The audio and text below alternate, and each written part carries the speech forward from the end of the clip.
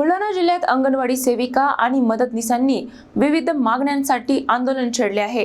रखरखत्या उन्हात जिल्हाधिकारी कार्यालयावर मोर्चा काढत सरकार विरोधात जोरदार घोषणाबाजी करण्यात आली। बुलढाणा जिल्ह्यात अंगणवाडी सेविका आणि मदतनीसांनी आपल्या प्रलंबित मागण्यांसाठी रस्त्यावर उतरून जोरदार आंदोलन केले। रखरखत्या उन्हातही मोठ्या संख्येने महिला कर्मचारी जिल्हाधिकारी कार्यालयावर मोर्चा काढत शासनाचे लक्ष वेधण्याचा प्रयत्न करताना दिसल्या। या आंदोलनात किमान वेतन लागू करणे, मानधनाऐवजी नियमित पगार देणे, सेवानिवृत्तीनंतर पेन्शनची सुविधा देणे अशा प्रमुख मागण्या करण्यात आल्या।